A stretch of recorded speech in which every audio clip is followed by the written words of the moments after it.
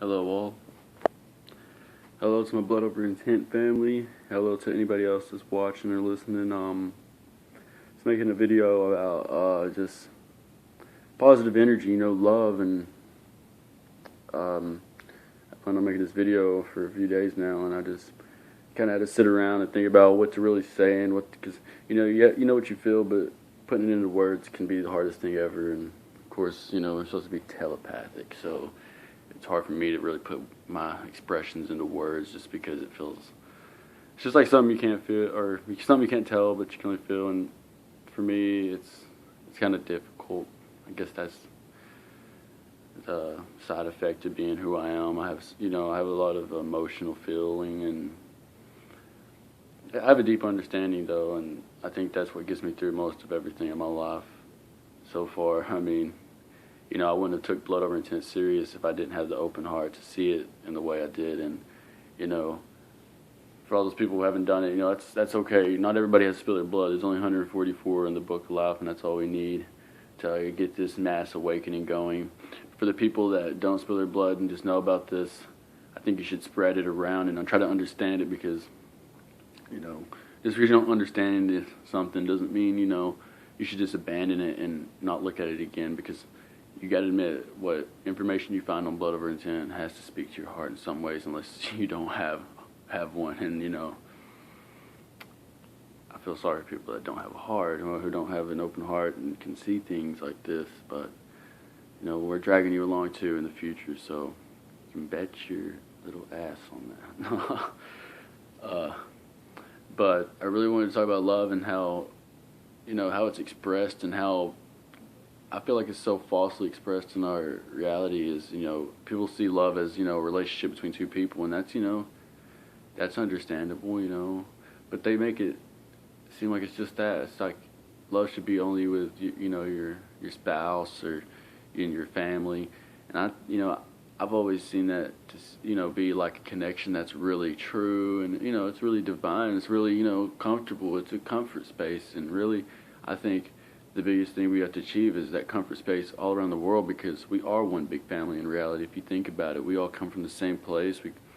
We all breathe the same air. Isn't it just coincidental that we're all just the same, but just going through a different life and in a different body? And really, we're all connected psychically, and the telepathy is just all there. Things are woven into reality, and people get to really see that firsthand, but they don't really pay attention to that because we're so distracted on media and entertainment.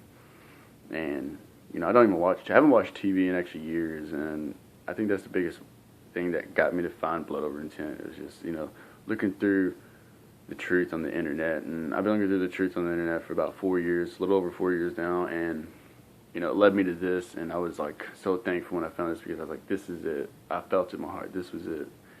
And I don't know, it sparked a big deja vu. I don't really have a lot of deja vu nowadays, just because I have a deep understanding of everything. I feel like, when I do have deja vus, I really don't even notice anymore. It's just like, I know, you just know.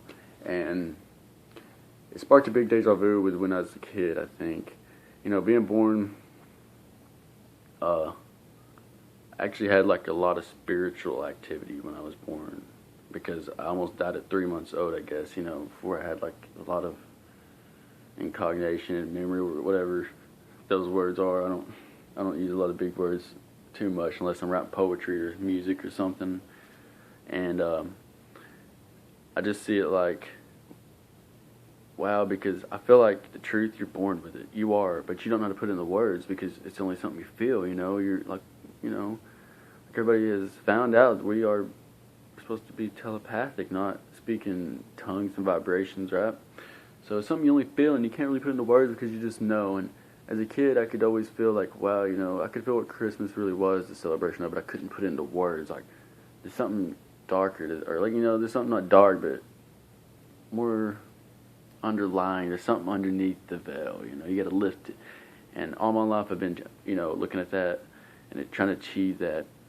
And after I graduated and, got my fucking circle squared. I hate to even admit it. Like, I wasn't even going to graduate. It was a crazy thing, but it happened. But afterwards, I really just took a step back. I actually started smoking marijuana or cannabis. I don't like calling it marijuana, really. But I like calling it cannabis. It's a plant. It's from the earth, and it's something I did as a teenager growing up here and there. And, when you're a kid, you try new things. You want to get into that. And when I first did it, I felt a connection that was so different, and I think that's what kept me kept me into it more. And I smoked a lot of cannabis, especially the first year after high school, and because I knew that, there's something else out there, and I was starting to get the eyes to see that. You slowly but surely start finding the truth if you want it. If you don't want the truth, and you want to live this fake lie you live in, where it's all about ego, materialism, that's what you're going to be in, and that's what everybody has chosen, and the easy way out, follow the rest. I always heard growing up in school something about the path less traveled, and I literally saw it as every opportunity should be the path less traveled, and I should carry I should have my intuition and inner wisdom and keep that strength and everything, and not divide myself from others, but dive deep into them. And I've always been a really observer of human nature, and I can really read people. I can tell when they have good intentions or bad intentions, and I never really thought about it was all about their intentions, and deep down inside, I've always felt like I had a good intention. That's what I always actually had. I never really had a bad intention, even when I did things that were considered bad, like smoking weed or whatever, what have you, or being a little savage as a child and going around, maybe going inside an abandoned house and just tearing it up or something, I don't know. But through all that experience, through all the bad and the good, it led me on a path that I knew there was something deeper, and it was in my heart. And that's what love is, when there's something else better, when that this isn't it, all the bad times you've been through and everything you've, felt down about, every person you lost that has had to go back to the moon and be reincarnated. I understood it all. I haven't ever cried over anybody's death, because somehow I just knew that that's not the end for them, It's not. Somehow, some way, I just felt that, and I felt that, there isn't a place where they're going to go and they're going to burn and all this. Like, I could feel it's something different, but I just didn't know what. Like, I felt like reincarnation was always a thing, and that's what it is. You get reincarnated through this harvester and the moon. It sends you back here, and I felt like man, I've lived here before, but it's like I can't describe it. I can't get that yet until I find the answers to all my questions. And slowly but surely, I've been finding more and more out about myself, and really Blood Over 10 has really done that. It's really touched in my heart, and I see where we can change the world. I see people who are not living as themselves, the true selves, like, and it bugs me. It's like, man, you could have so much more, and not by money, not by success, but by just being yourself and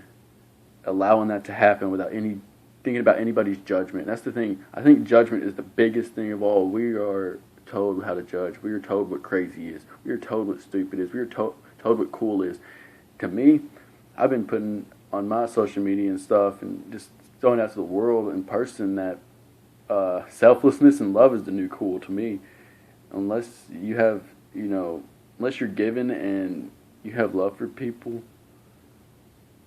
I don't know what else you can do to not really feel good about yourself. Like, I feel good just giving to others and just expressing myself to them through whatever, through, maybe a talk like this, or just a good conversation, and enlighten them on what's up, because, a lot of people don't know what's up, and the majority of us don't know what's up here in this world, but the ones that do, like me and all of my blood brothers and sisters, we all know what's up. And like I said, for all the people that don't know what Blood Over 10 is all about, I think you should look into your heart a little bit more and dig a little deeper about the truth as much as you can. Research on the internet while the truth is still out there, because I heard they're going to try to take that down. They're going to try to manipulate the internet now and stuff like that. So if that's the case, we really need to work on building another network outside of the internet, maybe, or something.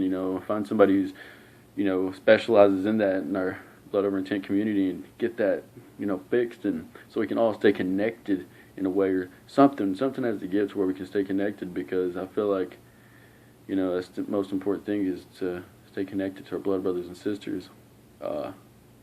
And for the people that haven't done blood over intent, or see it as a bad thing, and you watch this video or something and you're still looking it up, if it don't speak to you and you don't want to do it, or you know, whatever, just please spread the message, spread the truth. That's all we ask for, really, is to really wake everybody up and try to almost, you know, just give us a chance and understand and support us if you can.